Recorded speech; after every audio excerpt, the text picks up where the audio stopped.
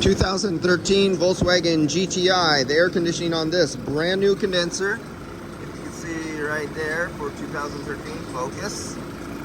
And so the pressures for today under these ambient conditions, somebody's always saying, what is normal temperatures? And remember, in my videos, I'm always telling you there is no normal rule of thumb.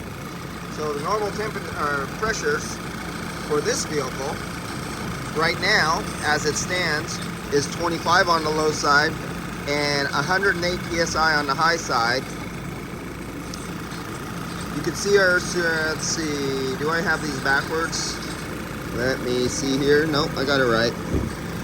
You can see on this one here, it's 100% full, 500 grams, and only around 3 degrees superheat, subcooling. We come over to our temperatures out the dash. We've been steady. It'll focus. Come on. 37 degrees all across the board. As you see, we're timed out 1 minute, 2 minutes, 3 minutes, 4 minutes, into 5 minutes. It's been steady at 37 degrees out of the dash. The outside ambient temperature is taken right here, right in front of the condenser, and we're at 60 degrees outside ambient temperature. And that is normal for this vehicle, for this compressor and this manufacturer, but not all vehicles. Remember, some vehicles have the pressure switch that controls the high side, and it'll cycle the fan to control the high side pressure. So like I always talk about, you have some of those old BMWs and old Mercedes-Benz that cycle the fans off when they hit 270.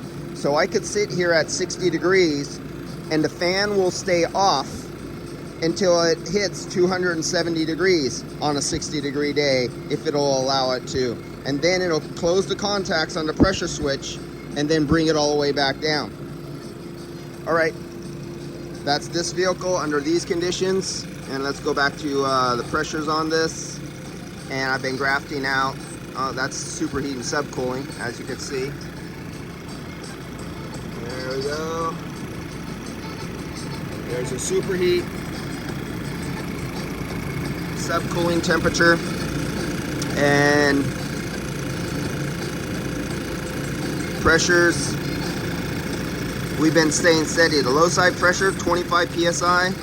25 psi has been staying steady the whole entire time, not moving. High side, 109, 108.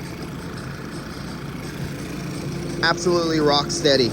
Let's see what this vehicle does with a few RPMs added to it, because remember, different compressors react differently when you rev up the engine.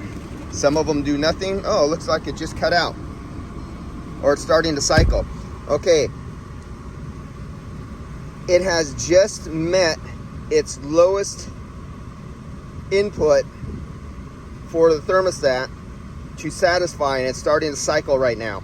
It's starting to modulate the output of the compressor, and that's like after, it says 6 minutes, but it took me a few minutes to get my iPad and hook up and everything like that. So we're gonna say this thing was running about 10-12 minutes instead of 6 or 7 minutes, but it's just starting to satisfy right now. As you see, as it was running until it's satisfied, now it's gonna start modulating a little bit. Let's give it a few RPMs. We are at idle right now. Let's take it up to about 1500 RPM, see what happens.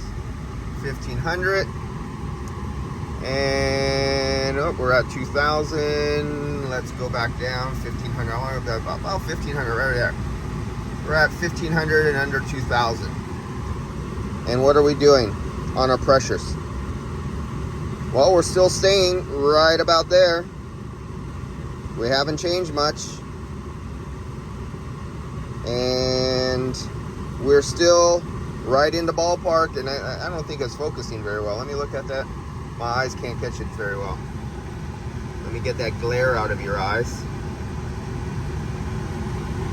So we're up there almost 2000 RPMs, and the high side pressure has only moved a few psi on this vehicle. The low side pressure has stayed within 1 degree of taking it up to 1500 to 2,000 RPMs. So it doesn't affect the pressures, high side or low side, on this vehicle. Let's go back to temperatures and see what our temperatures have done. We're still 37 degrees. With the idle up there at 2,000, 37 degrees. When it was idle, 37 degrees. So whether we're at idle or 2,000 RPMs, the temperature out of the dash stays 37 degrees. No change. So for the guys who say, you know, you get the cans in, oh, we get them in faster if you rev up the engine. Well, on these vehicles, which is the majority of vehicles with variable displacement compressors, it makes no difference. I'm always having guys ask me, why can't I get the can of refrigerant in? I rev it engine, I put it on the low side and I'm revving and it's not going in. Because it's not a fixed piston compressor. And it's not going, the vacuum is not pulling down on the suction more when you try to give it a refrigerant to get it lower than the pressure in your can. It doesn't work that way.